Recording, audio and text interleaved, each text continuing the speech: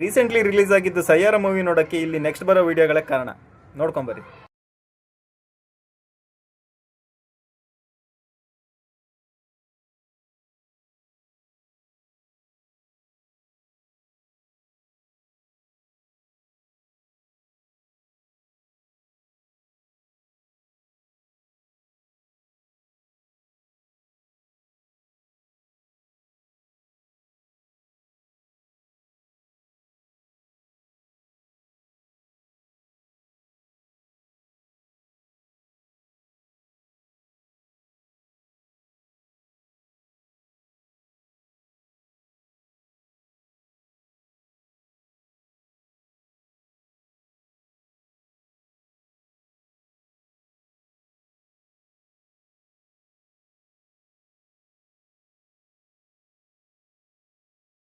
Theatre ಒಳಗೆ ಈ ಥರ ಹುಚ್ಚಾಟಗಳನ್ನ ನೋಡ್ಬಿಟ್ಟು ನನಗೂ ನೋಡಬೇಕು ಅನ್ನಿಸ್ತಾ ಅಂಥದ್ದು ಏನಿದೆ ಮೂವಿಯಲ್ಲಿ ಅಂತ ಹೇಳ್ಬಿಟ್ಟು ನಾನು ಟಿಕೆಟ್ ಬುಕ್ ಮಾಡಿಕೊಂಡು ಮೂವಿಗೆ ಹೋದೆ.